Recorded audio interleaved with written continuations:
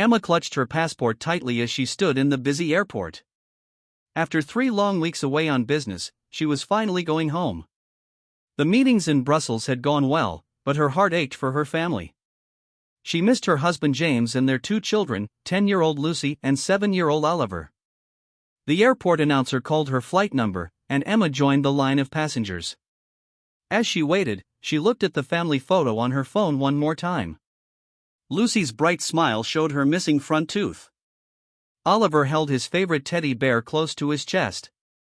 Behind them stood James with his kind eyes and gentle smile, the same smile that had made her fall in love with him 15 years ago. During her trip, the video calls with her family had grown strange. James looked tired, with dark circles under his eyes. The children seemed distracted, often looking away from the camera. In their last call, Emma had noticed some boxes in the background of their living room. "What are those boxes for?" she had asked. James quickly moved his laptop, changing the view. "Oh, just some spring cleaning," he said, but his voice sounded off. This small moment had planted a seed of worry in Emma's mind. It grew during the long flight home. She tried to focus on her business success instead. The company had sent her to secure an important contract with a European client. She had worked hard, stayed up late preparing presentations, and finally sealed the deal. Her boss was thrilled. This success would likely mean a promotion when she returned to the office. But as the plane lifted into the clouds, Emma could only think about getting home. The 3 weeks had felt like 3 months. She had missed Lucy's school play and Oliver's football match. James had sent videos, but it wasn't the same as being there. Emma tried to sleep during the flight, but worry kept her awake. Why had James sounded so strange? What were those boxes really for? Was something wrong at home? "Just tired," she told herself. James is just tired from handling everything alone. When the plane landed in London, Emma rushed through the airport.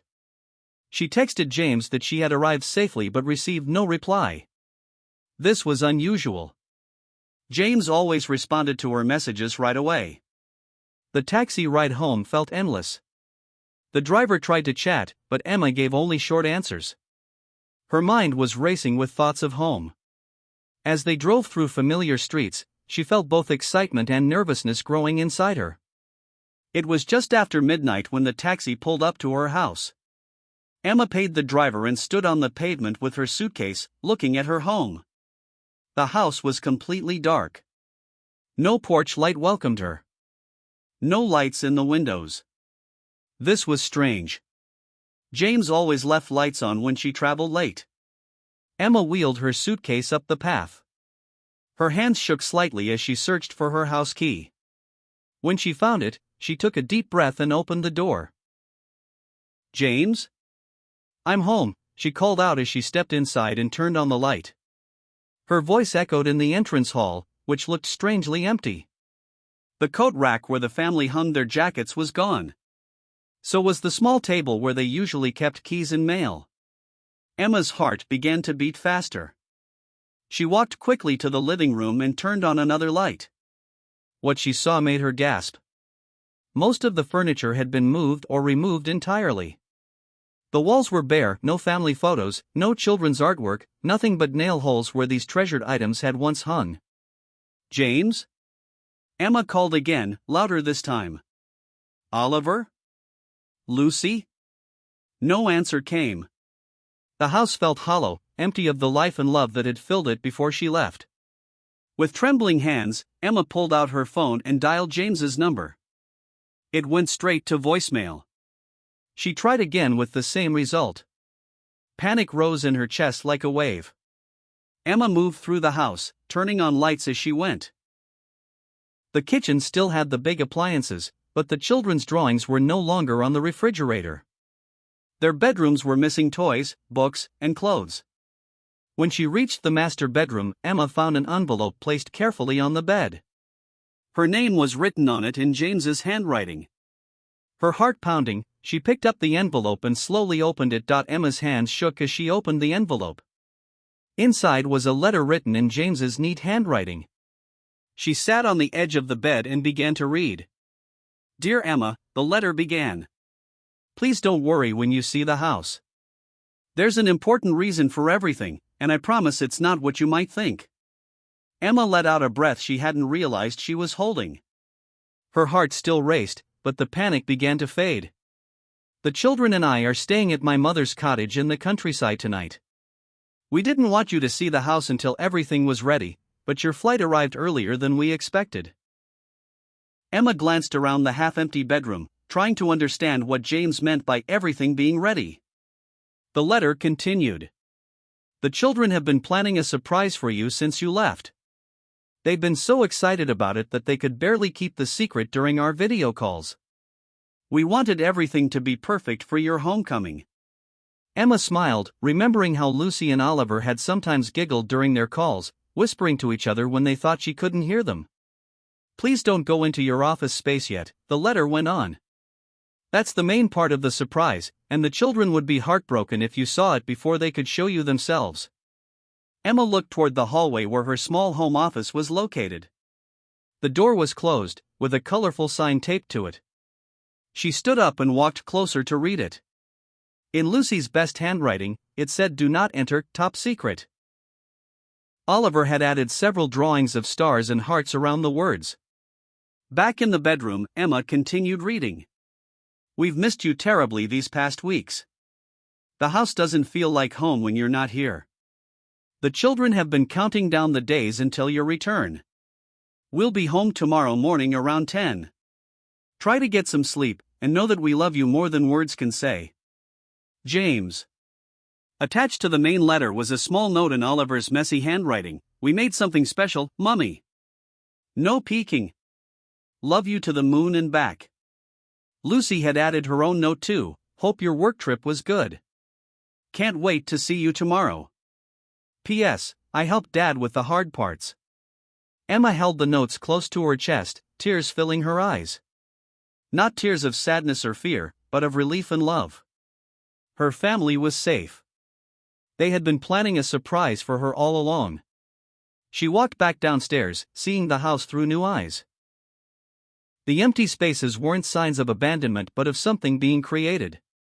She noticed details she had missed before: a paint drop on the floor near the stairs, a tape measure left on the kitchen counter, a home improvement magazine open to a page about office spaces. Emma made herself a cup of tea and sat at the kitchen table. Now that her fears were calmed, tiredness washed over her. She had been traveling for nearly 20 hours straight, and the emotional swing from panic to relief had drained her remaining energy. She finished her tea and went back upstairs. After a quick shower, Emma changed into her pajamas and climbed into bed. Though curious about the surprise, she respected the children's wishes and stayed away from her office door. As she lay in bed, Emma thought about how quickly her mind had jumped to the worst conclusions. The stress of being away, the pressure of her job, and the strange video calls had all fed her fears. She felt a bit foolish now, but also deeply touched by whatever her family was planning. Tomorrow, she whispered to herself as sleep began to claim her. Emma's sleep was restless, filled with dreams of searching for her family in empty rooms. She woke early as sunlight streamed through the curtains she had forgotten to close. For a moment, she was confused about where she was, then remembered she was home, and her family would be arriving soon. She got up and made coffee, then tidied herself up. As she brushed her hair, Emma wondered what the surprise could be. Her old office space was tiny, hardly more than a converted closet where she squeezed in a small desk and chair. She had often complained about it, especially when working from home. Emma checked the time, 9:30. Only half an hour until her family would arrive. She sat by the front window, watching the street, her heart full of anticipation. Every passing car made her look up hopefully. At 9:45, she saw James's blue car turn onto their street. Emma stood up, her heart beating faster, this time with excitement rather than fear. She could see three heads in the car: James driving, Lucy in the front passenger seat, and Oliver's small figure in the back. The car pulled into the driveway, and Emma moved to the front door, ready to welcome her family home. Emma stood at the front door as James parked the car. The moment the engine stopped, Oliver burst out from the back seat, nearly forgetting to unbuckle his seatbelt in his excitement. "Mummy!"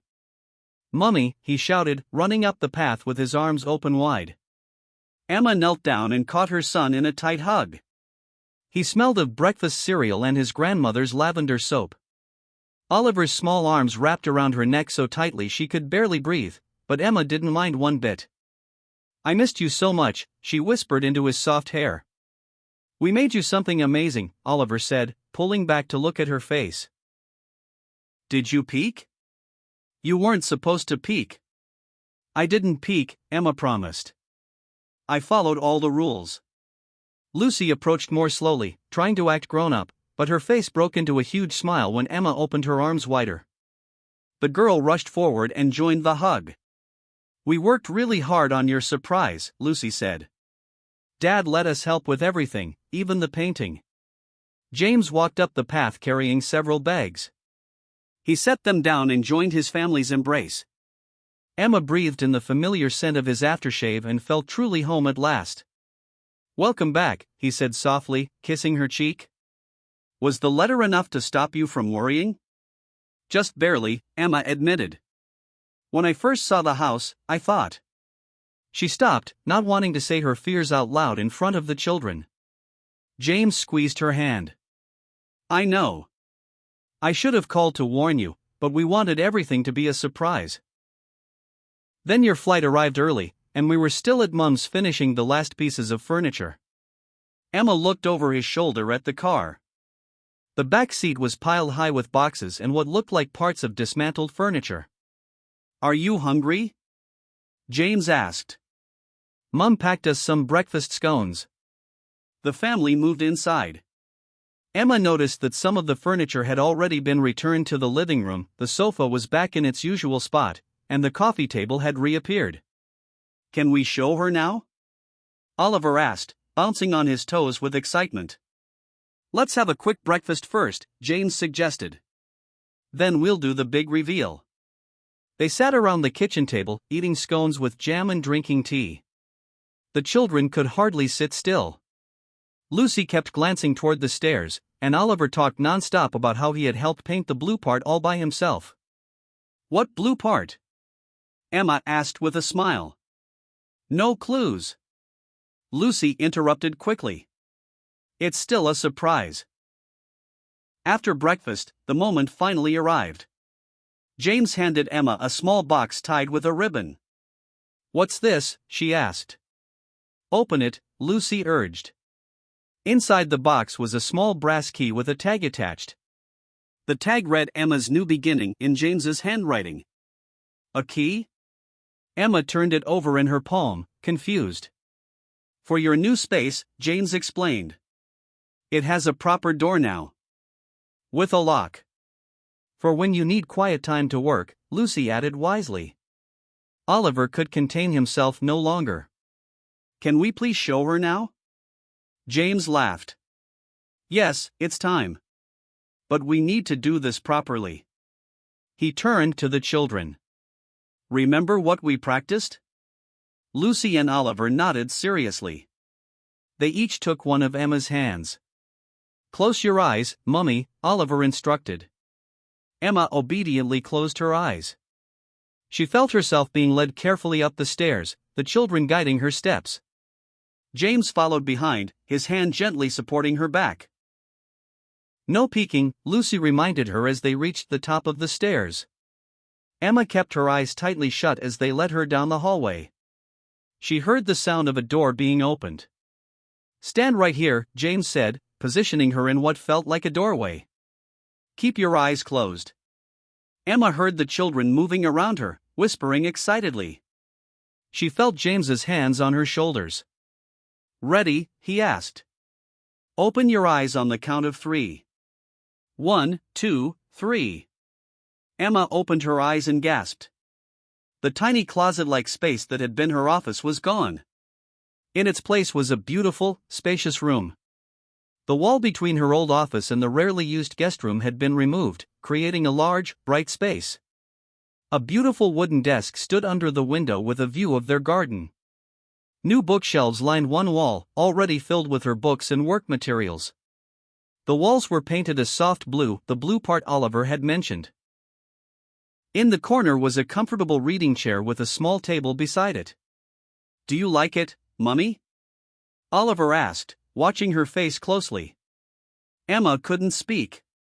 Tears filled her eyes as she took in the transformation. "We know how hard you work," Lucy said. "You deserve a proper place to do your important things." Emma stepped slowly into the room, taking in every detail. She ran her fingers along the smooth surface of the desk. It was made of real wood, not the cheap pressed board of her old desk. Near the window was a new office chair that looked both comfortable and supportive. "This is why you moved all the furniture?" she asked, turning to James. He nodded. "We needed space to bring the new desk and shelves upstairs. Some of the old living room furniture is still at my mother's cottage. We'll bring it back tomorrow. And look at this," Oliver said, rushing to the wall opposite the window. He pointed proudly to a large corkboard. "This is where I helped the most."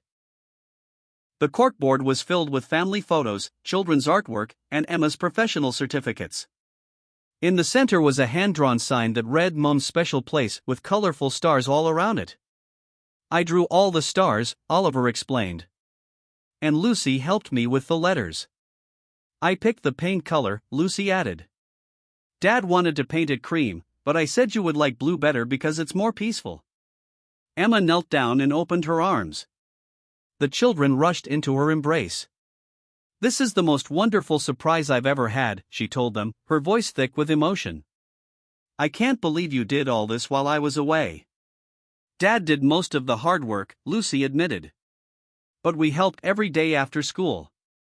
That's why we were so tired during our video calls," Oliver said. "We were working on your surprise all day." Emma looked up at James, who stood watching them with a gentle smile.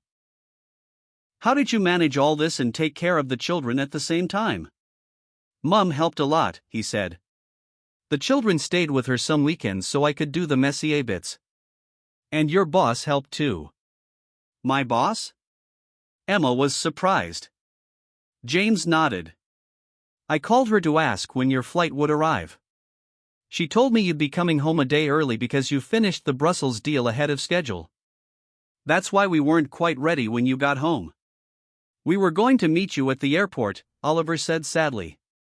"But then we had to finish the surprise instead." Emma stood up and walked around the room again, noticing more thoughtful details.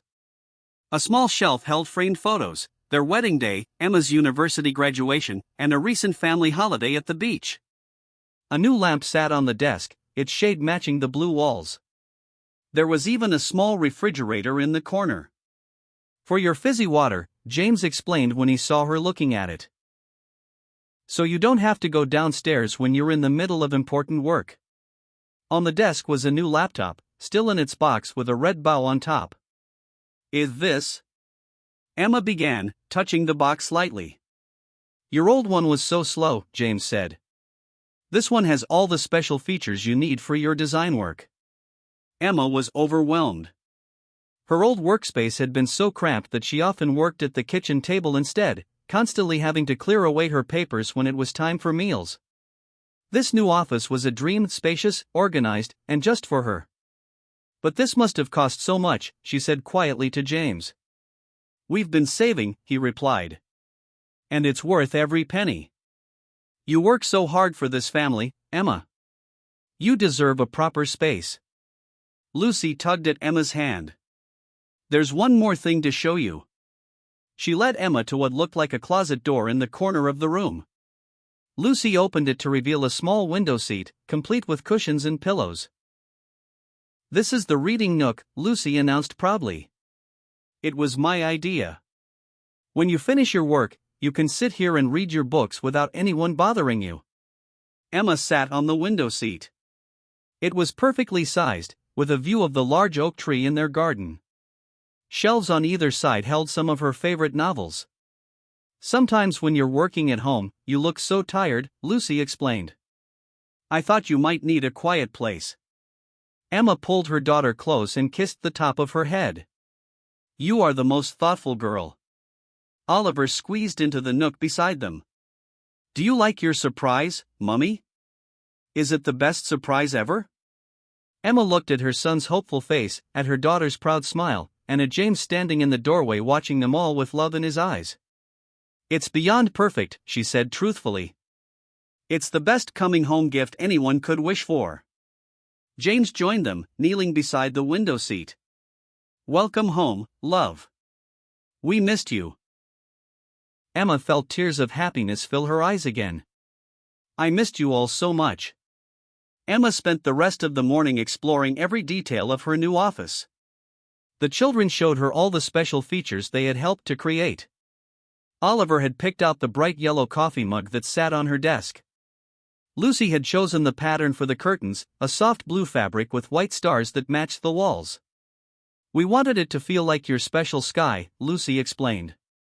"Because you always say your job lets you reach for the stars." After the tour, James brought up the last boxes from the car. The family worked together to put the final touches on the room. Oliver arranged Emma's pens and notebooks on the desk. Lucy carefully hung a small plant by the window. "Grandma says plants make rooms happier," Lucy told her mother. "This one doesn't need much water, so it's okay if you forget about it sometimes when you're busy with work." At lunchtime, they all went downstairs. The kitchen felt warm and familiar as James made sandwiches and Emma cut up fruit for a salad. It felt like she had never been away, yet everything had changed. "Tell us about your trip," James said as they ate. "Did you convince the Brussels people to sign the contract?" Emma nodded. "They signed on my second day there. But then they wanted me to stay and help plan the next steps." "Is that why you were gone so long?" Oliver asked, his mouth full of sandwich. "Don't talk with your mouth full," Lucy reminded him, sounding just like her mother. Emma smiled at both of them.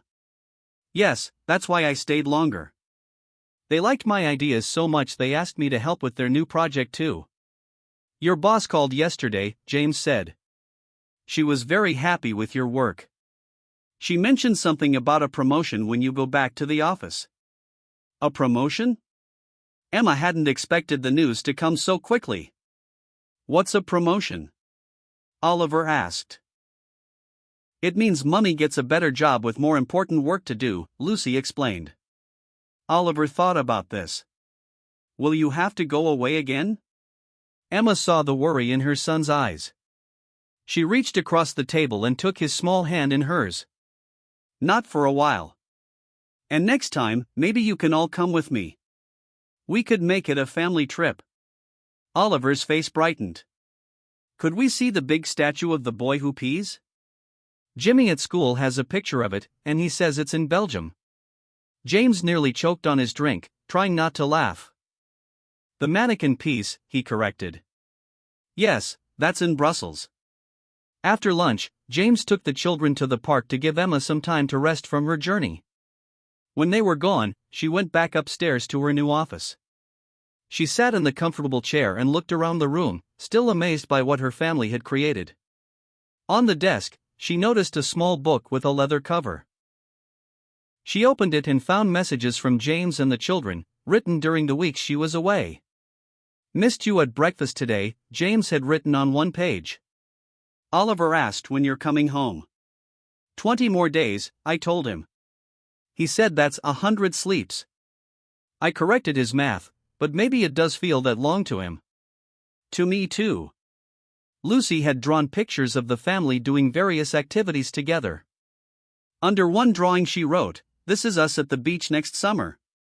I'm showing you how good I got at swimming while you were away." Oliver's entries were mostly pictures with a few wobbly words. One showed a stick figure with long hair surrounded by hearts. MUM was written beside it in large letters. Emma felt tears form in her eyes again. These weeks had been hard for all of them. Yet instead of complaining, her family had channeled their love for her into creating this beautiful space. When James and the children returned from the park, they found Emma in the kitchen, cooking dinner. "You should be resting," James protested. Emma shook her head. "I've rested enough. I wanted to make your favorite meal tonight." As they ate dinner, Emma thought about how quickly her feelings had changed since the previous night. The fear and panic when she first entered the empty house seemed like a distant memory now. In its place was a deep gratitude for her loving family. After the children were in bed, Emma and James sat together on the living room sofa. She rested her head on his shoulder, feeling truly at home. "Thank you," she whispered. "Not just for the office, but for everything. For taking care of the children, for supporting my work, for loving me enough to create something so special." James kissed the top of her head. "We're a team, remember? That's what we promised each other on our wedding day." Emma smiled in the dim light of their living room. Her trip had been a success, but coming home was the greatest success of all. She had a family who loved her, supported her dreams, and made a house into a true home. "Next time," she said softly, "no secrets that make me think you've all left me when I come home in the middle of the night." James laughed quietly. "Deal. Next time we'll leave a big sign saying surprise I in progress on the front door." Emma closed her eyes, content in the knowledge that she was exactly where she belonged.